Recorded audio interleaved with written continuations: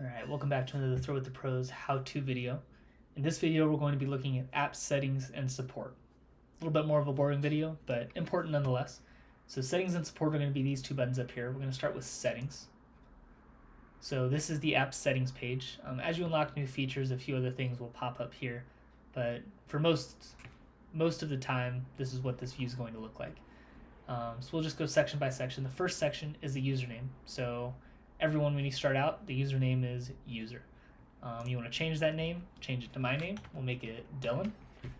Hit submit name change, and that's your name. So now if we go to the profile, that's what our name's going to be. If you go play in tournaments, Dylan's going to be what shows up on the leaderboard. So this is how you change your name. Next item is female protected divisions. So you get this option at the start of the tutorial as well. But for those wishing to play in the FA4 through FPO divisions rather than MA4 through MPO, all you have to do is enable that here. To demonstrate, we turn female protected divisions on. Tournament creation is all going to be in the female protected divisions. The profile is going to show the female protected divisions. Tended to be fairly easy. Turn that back off, everything will go back. Here you can set your units, so you can make course distances, either display in meters or feet.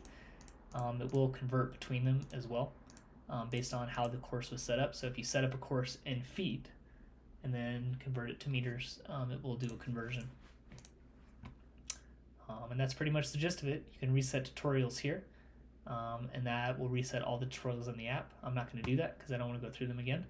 But if you are curious or do want to just go through the tutorial again for the sake of getting a refresh on the app, you just tap that button and all the tutorials will display once more. So that's the essence of the app settings. We'll go over to support now.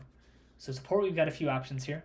None of this is really related to the function of the app aside from this quick start button. Everything else is truly just user and app support. First thing is this quick start. So this is intended just to be a short, brief guide on the general progression system of Throw with the Pros. So it essentially just kind of summarizes what the tutorials were about. You add courses, you play tournaments, you buy things in the shop. And then for those who have the Pro subscription, we have Q tiers and Tour Life, which are added features, and this kind of gives you a breakdown of those. That's all the quick start is, just intended to be a nice refresher. The next two things we have here are Note to Developer and Join Email List. So Note to Developer is basically just going to open up whatever your mail client is on your phone and start typing an email to me. And if you have any feedback, comments, questions, etc., you can tap that button, type your email, and then it'll send it off. For iPhones, that could be the Apple Mail app, it could be Gmail, whatever. That's how you're going to send those.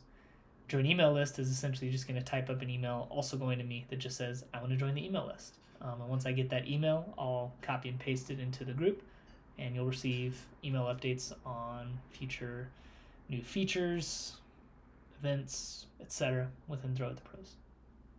So both of those will pull up an email client. Third item is my other projects. If you're curious to see what else I do, that takes you to my personal website. And then we have the privacy policy and terms of use, which are largely required by Apple and Google. Also just good to have. Terms of use is just going to be Apple and Google's standard terms of use. Throw with the Pros doesn't have its own terms of use. Privacy policy, just to be clear, I include that in there because they want it. Throw with the Pros doesn't collect any data. I don't collect any data other than seeing like the general usage statistics that Apple and Google provide on standard, which is just how many people downloaded the app, how many people have a subscription, were there any crashes, things like that. And those are only if people opt in to provide that information. I don't pull any other information from Throw with the Pros outside of those. Throw with the Pros doesn't have any access to the internet other than clicking this button, which opens up your separate web browser to go to a website.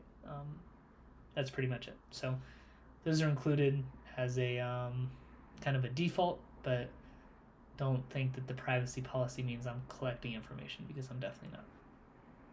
So yeah, that's the essence of the app support and settings menus, which again are both accessible right here. Hopefully that makes sense. If you have any questions, comments, feedback, leave them down below.